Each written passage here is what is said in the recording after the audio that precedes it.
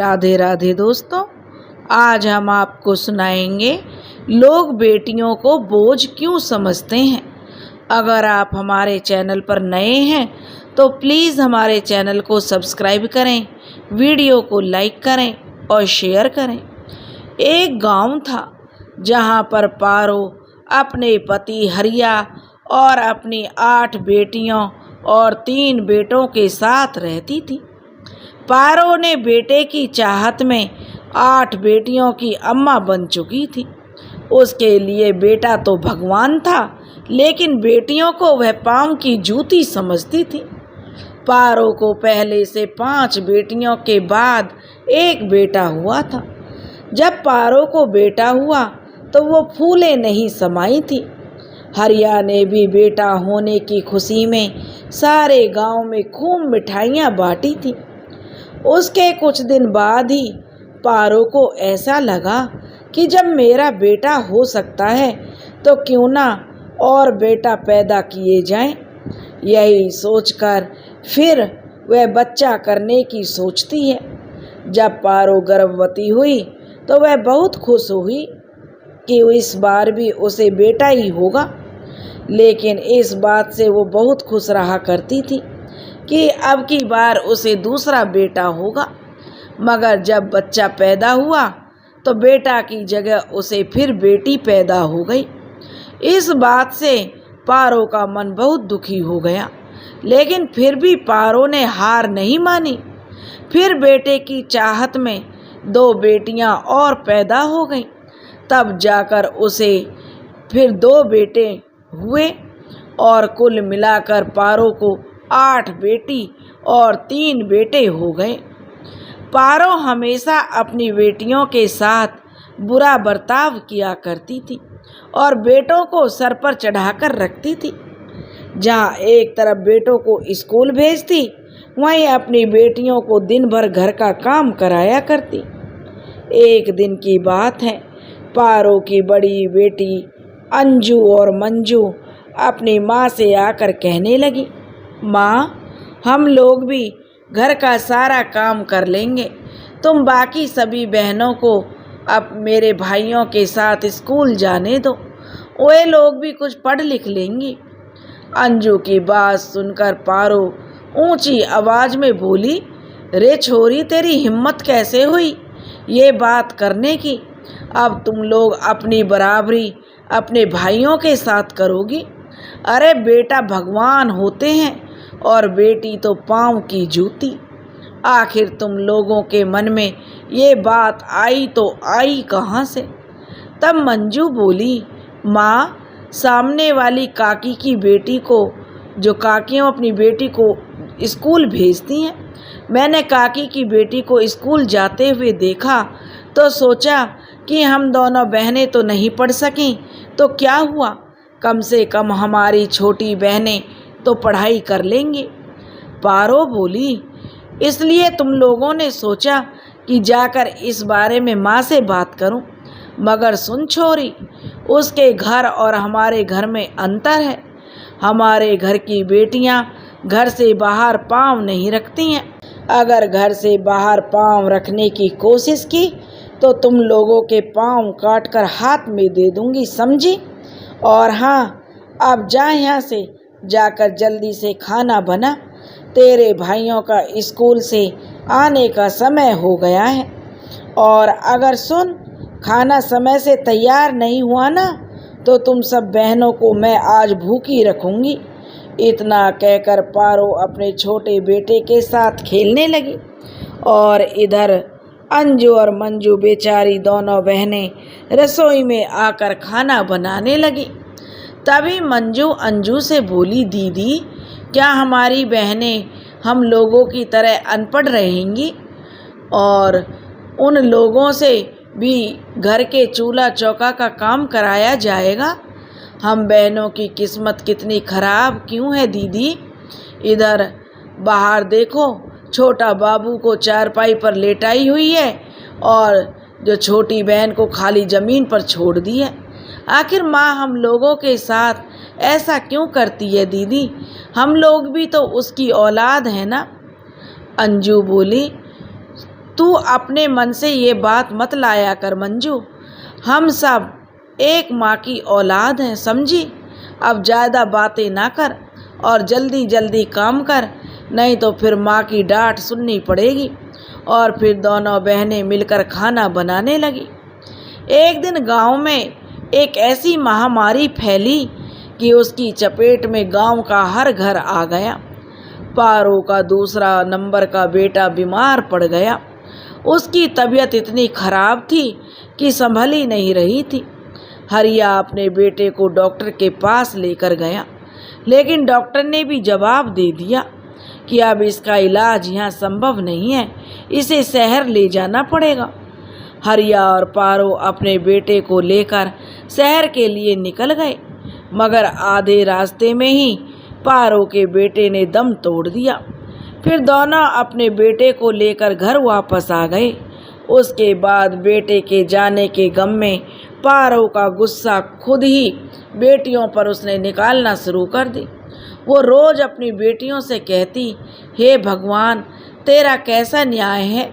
मेरे बेटे की जगह मेरी बेटियों को उठा लेता तो कम से कम मेरे माथे से एक बोझ तो कम हो जाता। अरे बेटे तो बुढ़ापे का सहारा होते हैं, मगर बेटियां तो बोझ होती हैं, बोझ। और तूने भगवान मेरे सहारे को ही मुझसे छीन लिया। बोझ को भी उठा ले तो तेरी बड़ी कृपा होगी हमारे ऊपर। पारो रोज भगवान से यही बात बोलती और बोल बोल कर अपने मन को जो संतुष्ट करती। बेटियां अपनी माँ के मुंह से यह बात सुनकर उन्हें बहुत बुरा लगता, मगर वो बेचारी करें तो करे क्या। माँ की बात सुनने के अलावा उनके पास कोई और चारा नहीं था। धीरे धीरे समय बीतता चला गया, मगर पारो का अपनी बेटियों को लेकर उसका व्यवहार वैसे का वैसा ही रहा। पारो में कोई बदलाव नहीं आया और अब सभी बच्चे बड़े हो गए थे। हरिया ने 5 बेटियों की शादी 15-16 साल की उम्र में ही कहीं ना कहीं कर चुका था। एक दिन की बात है, पारो का दूसरा वाला बेटा अपनी छोटी बहन के साथ रसोई में खेल रहा था और रात का समय था और 2 बेटियां रोटियां सेक रही थीं। पारो का बेटा खेलते खेलते अपनी बहन को चूल्हे में ढकेल देता है, जिससे उसकी बहन का पूरा चेहरा जल गया और फिर उसकी दोनों बड़ी बहनें उसके चेहरे पर पानी मारने लगी, मगर छोटी बहन की जलन शांत नहीं हो रही थी। वो तेज तेज रो रही थी। आवाज़ सुनकर पारो रसोई में आई और जब उसे यह सब कुछ पता चला तो वो बेटी को देखने के बजाय अपने बेटे को देखने लगी कि कहीं बेटा तो नहीं जल गया। फिर अपनी बेटियों को ही डांट लगाने लगी कि अगर मेरा बेटा जल जाता तो तुम लोगों को इसी चूल्हे में डालकर आग में झोंक देती। और यह बोलकर बेटा को लेकर पारो बाहर चली गई। उसने तो इतना भी ज़रूरी नहीं समझा कि उसकी अपनी बेटी को भी देख ले, जो जलने के कारण जलन से तड़प रही थी। थोड़ी देर बाद हरिया आया और बेटी की यह हालत देखी तो उसे तुरंत डॉक्टर के पास लेकर गया। डॉक्टर ने बहुत देर तक उसको बर्फ़ का पानी उसके चेहरे पर डालता रहा। जब जलन कुछ कम हुआ तो डॉक्टर ने उसके चेहरे पर मलहम लगाकर घर भेज दिया। पारो का बेटियों को लेकर जो व्यवहार था वो हरिया को बिल्कुल भी पसंद नहीं आता था, मगर वो करे तो क्या करे। वो यह चाहकर भी कुछ नहीं कर पाता था। उससे जितना हो पाता था वह अपनी बेटियों के लिए उतना करता था। समय धीरे धीरे बढ़ता रहा, मगर पारो में कोई बदलाव नहीं आया। धीरे धीरे सब बेटियों और बेटों की शादी हो गई। बेटियां अपनी ससुराल चली गईं और बेटे गांव से बाहर कमाने निकल गए और साथ में अपनी पत्नियों को भी अपने साथ ले गए। समय और बीता और देखते ही देखते हरिया की भी मृत्यु हो गई। अब बच गई केवल पारो अकेली, जो घर में बच्चों की आवाज़ से जो घर गूंजा करता था, आज वो घर सुनसान हो चला था। अब पारो भी बूढ़ी हो चली थी, मगर उसकी देखरेख करने के लिए उसके पास अपना कोई नहीं था। जिन बेटों पर पारो को घमंड था, वे बेटे अपनी माँ को पूछने तक नहीं आते थे कि माँ तू कैसी है, और ना ही उसे अपने साथ ले जाते थे। मगर दूसरी ओर वही बेटियाँ जो जिंदगी भर उसके लिए बोझ थीं, आज भी वही बेटियाँ बारी बारी करके अपनी माँ की देखभाल करने आती थीं। जब बेटियों को अपनी सेवा करते हुए पारो देखती तो उसे बड़ी आत्मग्लानि होती और उसकी आंखों से आंसू निकल आते और सोचती कि जिन बेटियों को मरने तक का मैं मानती थी मन्नत कि मेरी बेटियां मर जाएं, और बेटों को मैं जो इतना लाड रखती थी लाड से, आज वही बेटे मुझे देखने तक नहीं आते। और जिसने कभी मैं देखना नहीं चाहती थी, वही लोग आज मेरी सेवा कर रहे हैं। इसलिए कहा जाता है कि बेटा हो या बेटी, दोनों को एक समान समझना चाहिए। कल को कौन औलाद माँ बाप का साथ क्या करेगी, यह किसी को कुछ पता नहीं है। इसलिए हर माँ बाप को चाहिए कि वो बेटा हो या बेटी, दोनों को ही समान समझे। अंजू की सास अंजू के बेटों को बड़ा लाड प्यार करती थी, मगर बेटी को देखना तक पसंद नहीं करती थी। अंजू अपने बेटों के साथ अपनी बेटी को भी स्कूल भेजने की कोशिश करती थी, मगर उसे जो मना कर दिया जाता और बोली पढ़ाई लिखाई सब बेटों का काम होता है, बेटियों का नहीं। उसे घर के काम काज सिखाओ और उसके जो काम आएंगे, पढ़ाई लिखाई उसके काम नहीं आएगी, समझी। और जो अंजू की सास कहती वही अंजू का पति करता था। अंजू अब इन सब को लेकर बड़ी जो असहाय महसूस करती थी। अंजू सोचती थी कि मैं कैसे अपनी बेटी को स्कूल भेजूं। एक दिन की बात है, अंजू का देवर अपने माँ बाप, भाई भाभी और भतीजे भतीजी से मिलने आया। उसके आते ही उसकी माँ ने उसे ताना मारना शुरू कर दिया। कहने लगी, बेटा पैदा करना है या नहीं, केवल बेटियों से ही काम चल जाएगा। मरने से पहले कम से कम मुझे एक पोते का मुंह तो दिखा दो। तो उस पर अंजू का देवर कहने लगा कि माँ, पोता तो है तुम्हारे पास, थोड़ा पोतियों का भी मुंह देख लिया करो।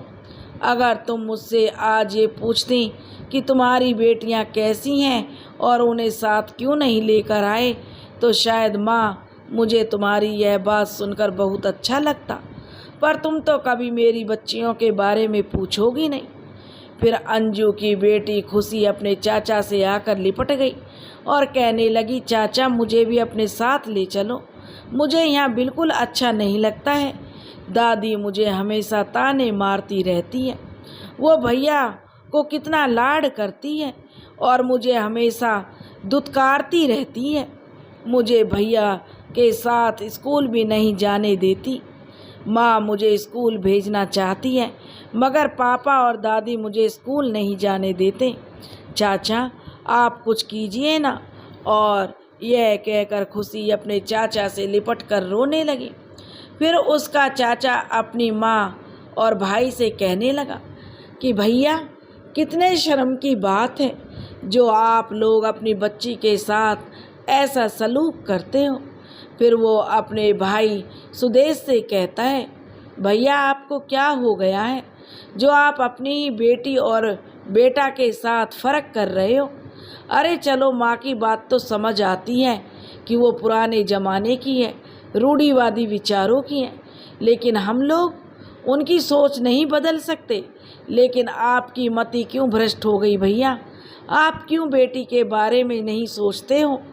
फिर अंजू का पति सुदेश कहता है, तो तेरे कहने का क्या मतलब है महेश, जो तू कह रहा है मैं वो करूं।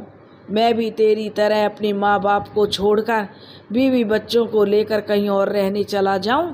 तो उस पर उसका भाई महेश कहता है, मैं शौक से नहीं गया भैया बीवी और बच्चों को लेकर, माँ उन लोगों को रहने लायक ही नहीं रहने देती थी, इसलिए उन लोगों को लेकर दूसरे शहर गया। कम से कम चैन की 2 रोटी तो वहाँ पर खाते हैं। और रहा सवाल माँ बाप की देखने की, तो भैया माँ बाप के साथ साथ अपने बीवी और बच्चों के प्रति भी हमारा कोई फ़र्ज होता है। और अगर एक सास अपनी बहू और पोतियों के साथ अच्छा सलूक करे तो कोई क्यों घर छोड़कर जाएगा भैया। समय रहते संभल जाओ भैया, कहीं ऐसा ना हो कि बहुत देर हो जाए। अपने बेटों के साथ साथ अपनी बेटी पर भी ध्यान दो, उसे भी स्कूल भेजो। अगर तुम नहीं भेज सकते हो तो मैं खुशी को लेकर जा रहा हूँ, मैं इसे भी अपनी बेटियों के साथ खूब पढ़ाऊँगा। तुम लोग सब मिलकर सिर्फ अपने बेटों पर ध्यान दो, मैं बेटियों को देख लूँगा। अपने छोटे बेटे की बात सुनकर माँ कहती है, अरे इसने अपने घर में तो यह आग लगाकर चला गया, अब यहाँ भी अपनी सोच की आग लगाकर चला जाएगा। हे भगवान, कैसा बेटा दिया है हमें। और फिर अंजू का देवर महेश कहता है, माँ मैं जैसा भी हूँ वैसा ही ठीक हूँ। आप लोगों ने खुशी को स्कूल नहीं भेजा तो मैं उसे यहाँ से लेकर जा रहा हूँ। आप लोगों के पास रात भर का समय है, सुबह मुझे बता देना क्या करना है। और यह बोलकर महेश खुशी को लेकर वो कमरे में चला जाता है। इधर अंजू अपने देवर के लिए खाना लेकर आती है और कहती है, भैया आप अपना मूड ठीक कर लीजिए और खाना खाइए। फिर महेश कहता है, भाभी आप यह सब कैसे सहन करती हो। और वो कहती है, भैया मुझे तो यह सब बचपन से ही सहने की आदत है। बचपन में एक बार अपनी बहन के लिए आवाज़ उठाई तो चुप करा दिया गया, और अब अपनी बेटी के लिए आवाज़ उठाऊं उससे पहले ही मुझे चुप करा दिया जाता है। फिर अंजू कहती है, भैया मैं अपनी बेटी के सिलसिले में आपसे बात करने आई हूँ। मैं हमेशा से यही सोचते आ रही थी कि कैसे भी अपनी बेटी के लिए ऐसा कुछ करूं ताकि उसकी पढ़ाई लिखाई हो सके। आज भैया आपकी बातें सुनकर लगा कि अब आप ही मेरी बेटी के लिए कुछ कर सकते हो। तभी उसका देवर महेश कहता है, भाभी आप निश्चिंत रहिए, मैं इस बार खुशी को स्कूल में दाखिला करा के ही जाऊंगा। अब आप माँ बेटी को चिंता करने की ज़रूरत नहीं है। और फिर वह वहाँ से अंजू अपनी बेटी को लेकर चली आई अपने कमरे में। दूसरे दिन सुबह ही अंजू का देवर उसके पास आकर कहने लगा, तो आप लोगों ने माँ क्या सोचा है, खुशी को आप लोग स्कूल भेज रहे हो या नहीं। तो महेश की माँ कहती है, तू कौन होता है खुशी को स्कूल भेजने वाला, तेरा यहाँ का काम ख़त्म हो गया ना, तो अब तू जा यहाँ से। हम लोगों को क्या करना है क्या नहीं करना है वो हम लोग देख लेंगे, तो हमारे मामलों में अपनी टांग ना अड़ा। फिर महेश कहता है, इसका मतलब तो माँ यह हुआ आप लोग खुशी को स्कूल नहीं भेजोगे। तो ठीक है माँ, मैं जाकर थाने में रिपोर्ट दर्ज करा देता हूँ। क्या आप लोग सब मिलकर एक बच्ची से घर का सारा काम कराते हो, क्योंकि बच्चों से काम कराना जुर्म होता है और इस बात पर पुलिस आप लोगों को पकड़ कर ले जाएगी। अब आप लोग जल्दी से बताइए कि क्या करना है, खुशी को स्कूल भेजना है या जेल जाना है। यह बातें सुनकर अंजू की सास अपने छोटे बेटे पर चिल्लाना शुरू कर देती है और कहती है, बस अब यही दिन देखना रह गया था, अब एक बेटा अपने घर वालों को जेल भेजेगा। हाय रे मेरी किस्मत कितनी फूटी थी जो इस कर्म जले को जन्म दिया था। फिर अंजू का देवर अपनी माँ से पूछता है, माँ मुझे यह सब नहीं सुनना है, मुझे ये बताओ कि करना क्या है। अंजू का पति पूछता है, आखिर तुम ये सब छोटे क्यों कर रहे हो। फिर वो महेश बोला, भैया मैं सिर्फ इतना चाहता हूँ कि खुशी की ज़िंदगी संवर जाए। भैया आजकल लड़का हो या लड़की, सबके लिए पढ़ाई लिखाई बहुत ज़रूरी होती है। पढ़ाई करने का मतलब ये नहीं होता कि वो बाहर जाकर नौकरी करे, बल्कि घर को भी संभालने के लिए उसका पढ़ना जरूरी होता है। आप लोगों को इतनी सी बात क्यों समझ में नहीं आ रही भैया? कुछ देर तक जब कोई कुछ नहीं बोला तो अंजू का देवर बोला, ठीक है, मैं समझ गया, आप लोगों में कुछ भी तुमसे नहीं होने वाला है। अब मैं खुशी को लेकर जा रहा हूँ। मैं इसे खूब पढ़ाऊँगा लिखाऊँगा। और खुशी का हाथ पकड़कर अंजू का देवर महेश घर से जाने लगता है। तभी अंजू का पति अपने भाई को रोकता है और कहता है, मेरी बेटी को लेकर कहीं नहीं जाओगे तुम? मैं तुम्हारी बात मानने के लिए तैयार हूँ। मैं आज ही जाकर खुशी को स्कूल में इसका नाम लिखवा देता हूँ।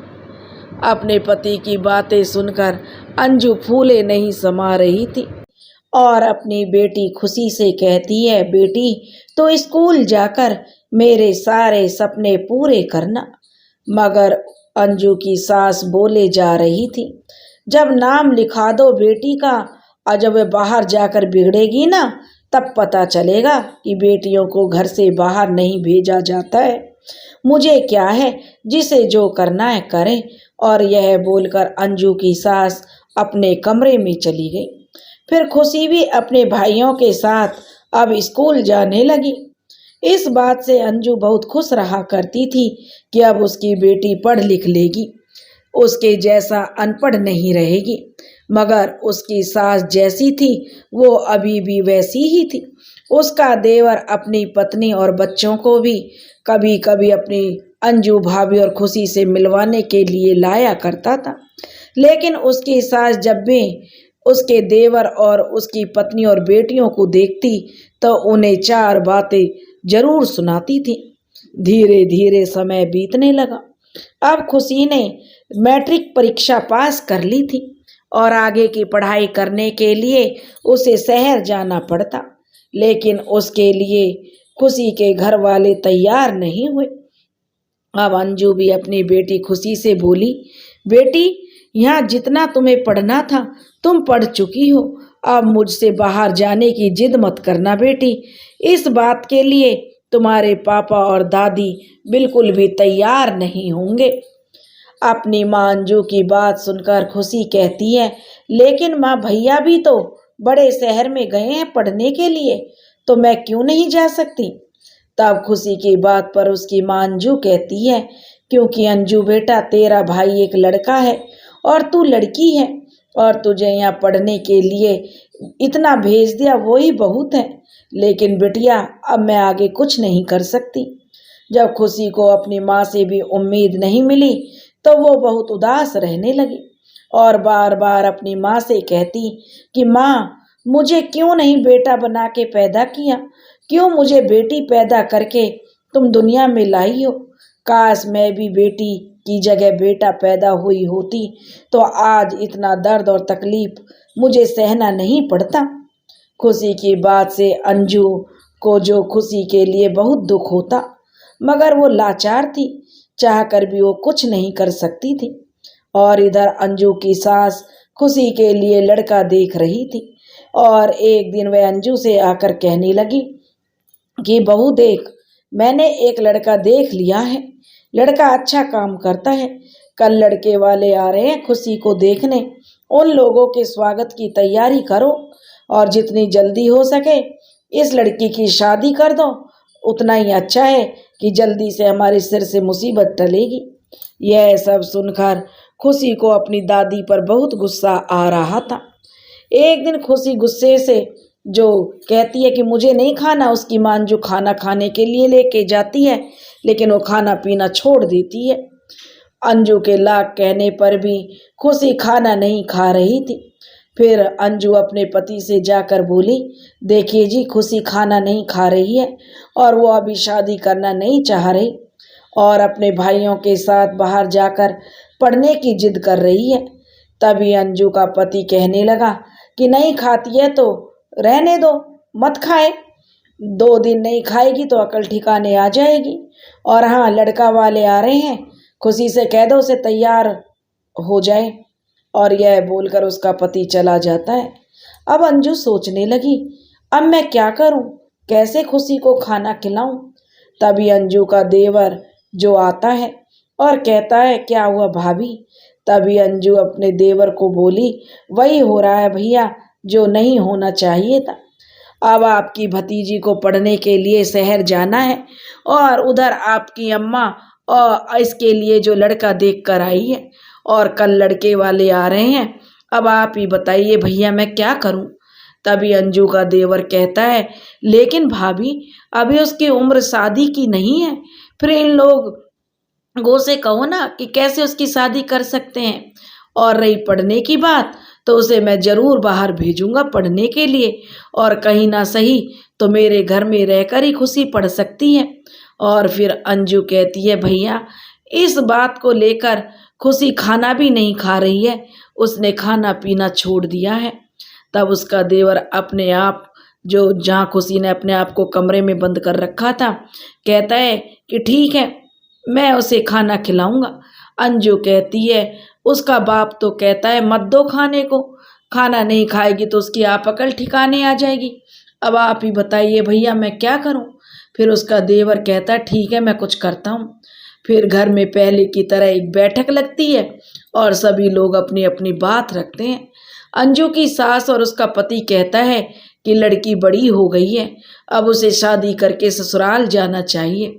खुशी का कहना है कि वो और आगे पढ़ना चाहती है और खुशी का चाचा भी उसी का साथ देता है और सभी लोग इसी बात को लेकर आपस में बहस करते रहते हैं। सभी की बात सुनकर अंजू फिर सब पर जोर से चिल्लाकर कहती है, आप सब लोग चुप हो जाइए, अब सिर्फ मैं बोलूंगी। फिर अंजू बोलना शुरू करती है और कहती है, मैं आज तक आप लोगों के बीच कभी कुछ नहीं बोली, मगर आज बोलूंगी। खुशी पर सिर्फ आप लोगों का ही नहीं मेरा भी हक है और उसका फैसला लेने का हक मेरा भी है। इसलिए मैंने फैसला कर लिया है कि मैं खुशी को देवर जी के साथ उनके घर भेज रही हूँ, वहीं से खुशी आगे की पढ़ाई करेगी। तभी अंजू की सास कहती है, देखा बेटा अब इसके मुंह में भी जवान आ गई है, गूंगी भी बोलने लगी है। अरे ये लेगी अपनी बेटी का फैसला, क्यों हम लोग क्या मर गए हैं? ना, बिल्कुल नहीं। और अपनी सास की बात सुनकर अंजू कहती है, माँ जी अगर मुझे अपनी बेटी की भलाई के लिए आप लोगों की बात सुननी पड़ेगी तो मैं सुनूंगी, लेकिन अब उसे मन मार कर नहीं रहने दूंगी। फिर अंजू अपनी बेटी के पास जाकर कहती है, खुशी बेटी मैं तुझे हर बंधन से मुक्त करती हूँ, जा बेटी जाकर अपने चाचा के साथ पढ़ाई कर, मैं देखती हूँ तुझे कौन रोकता है। और फिर सारे लोग अंजू की बात चुपचाप सुन रहे थे। ऐसा लग रहा था जैसे उस पर कोई देवी सवार हो गई है। अगर एक माँ अपनी बेटी के लिए कुछ करना चाहे तो दुनिया की कोई ताकत उसे नहीं रोक सकती। और जब वह उसकी सास अंजू का ऐसा रूप देखती है तो वह कुछ नहीं बोलती, क्योंकि अब अंजू विद्रोह पर खड़ी हो गई थी और अब खुशी को उसके चाचा के साथ उसके घर भेज दिया जाता है। खुशी अपने चाचा के साथ रहकर खूब मन लगाकर पढ़ाई कर रही थी। आज खुशी को गए हुए काफ़ी समय बीत चुका है। खुशी पढ़ने में होशियार थी और अब वह पढ़ लिख कर एक आईएएस की परीक्षा उसने उत्तीर्ण कर ली और वह एक आईएएस अफसर बन गई। उधर खुशी के दोनों भाई कॉलेज में जाकर बुरी संगत में पड़ गए और दोनों भाई जो उन पर कॉलेज की पढ़ाई पूरी नहीं हुई, ना ही उन्हें कहीं एडमिशन मिला। उन्हें बिगड़ने के कारण कॉलेज से भी रिस्ट्रिकेट कर दिया गया, निकाल दिया गया, क्योंकि वे लोग गलत संगत में पड़कर शराब पीने लगे थे, नशा करने लगे थे और लड़कियों से बदतमीजी करते थे। लेकिन खुशी ने अपनी मेहनत और लगन से, अपनी माँ के सपोर्ट से और चाचा के सपोर्ट से उसने पढ़ाई की और चाचा ने भी खुशी का अपनी बेटियों की तरह साथ दिया। आज खुशी आईएएस अफसर बन गई है और इस तरीके से उसने अपने परिवार और गांव का नाम रोशन किया। अब गांव के वही लोग जो खुशी के लिए बातें बनाते थे कि देखो वो पढ़ती है, जो उसकी दादी उसे पढ़ने से रोकती थी, आज वही लोग खुशी की मिसाल देते हैं और अपने बच्चों को पढ़ने के लिए प्रेरित करते हैं। कहते हैं देखो जरा सुदेश की लड़की पढ़ लिख कर कितनी बड़ी अफसर बन गई है। इसलिए खुशी ने पढ़ लिख कर अपनी माँ का नाम ऊंचा किया, क्योंकि उसकी माँ भी अगर चुपचाप मायके की तरह अपनी बेटी को बोझ समझती तो खुशी आज कुछ भी नहीं कर पाती। अपनी माँ की तरह वही चूल्हा चौका करती और घुट घुट कर जीती। दोस्तों, बेटे और बेटी में कोई फर्क नहीं करना चाहिए।